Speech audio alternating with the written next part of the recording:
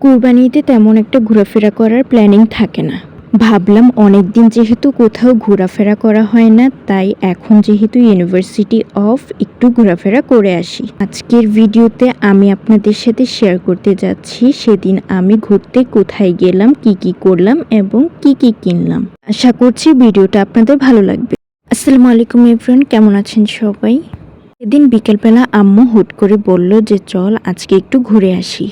ঘোরাঘুরির কথা বললে তো আসলে কেউই মানা করে না, তো আমিও এর ব্যতিক্রম না। আমিও চট করে 5 মিনিটের মধ্যে রেডি হয়ে গিয়েছিলাম বাসার কাছেই ড্যামরাতে একটা মেলায়। এই জায়গাটাকে মেলাও বলা যায়, আবার শিশু পার্কও বলা যায়। এখানে বাচ্চাদের খেলাধুলার জন্য বেশ কিছু রাইড আছে। আমার নিজেরও এখনও এসব রাইডে চড়তে খুবই ভালো লাগে। আমার ইচ্ছে করে আমি সবগুলোতেই উঠি। আমি যতবারই যাই ততবারই অনেকগুলো রাইডেই ওঠার চেষ্টা করি। এখানে এই দোকানটা আমার কাছে বেশ ভালো লাগে। আর্টিফিশিয়াল ফুলগুলো দিয়ে সাজানো থাকে, খুবই সুন্দর লাগে। তারপর এখানে আমি একটু আমার নিজের ভিডিও নিচ্ছিলাম। সেদিন ওয়েদারটাও বেশ ভালো ছিল, অনেক দিন পর বৃষ্টি হলো, আলহামদুলিল্লাহ। একটু ঠান্ডা ঠান্ডা ছিল, খুবই ভালো লাগছিল ঘুরতে। এখানের এই গ্যাস বেলুনগুলো আমার কাছে ভীষণ ভালো লাগছে। এর মধ্যে থেকে একটা গ্যাস বেলুন আকাশে উড়ে গিয়েছিল।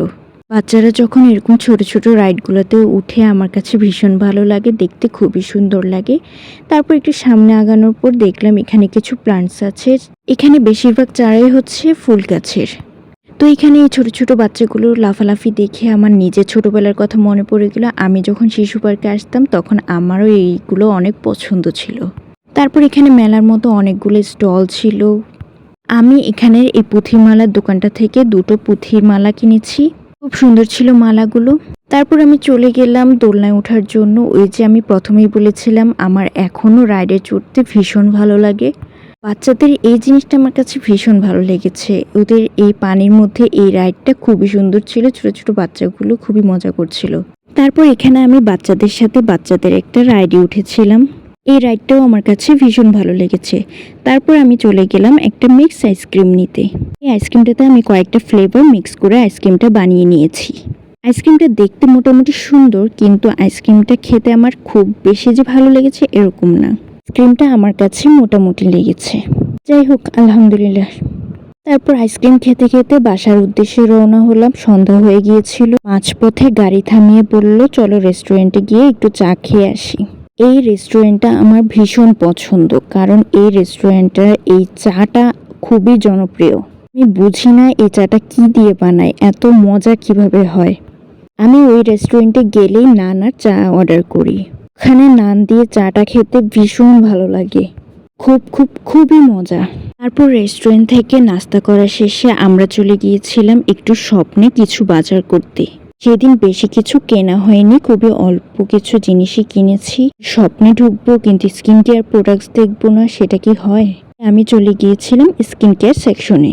ঘুরে ঘুরে ওদের নতুন স্কিন কেয়ার প্রোডাক্টসগুলো দেখছিলাম। তো এখানে এই ক্রিমটা দেখছিলাম, এটা হচ্ছে ব্রাইটেনিং একটা ক্রিম। ময়েশ্চারাইজিং প্লাস ব্রাইটেনিং দুটোরই কাজ করে এই ক্রিমটা।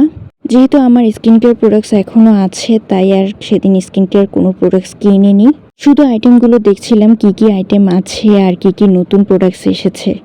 তারপর আমি স্বপ্ন থেকে এই সবগুলো ড্রিঙ্কস এনেছি। এর আগে আমার লিচি এবং ম্যাঙ্গোটা খাওয়া হয়েছে, কিন্তু এই বাকি দুটো আমার খাওয়া হয়নি, তাই এবার এই দুটো এনেছি টেস্ট করার জন্য।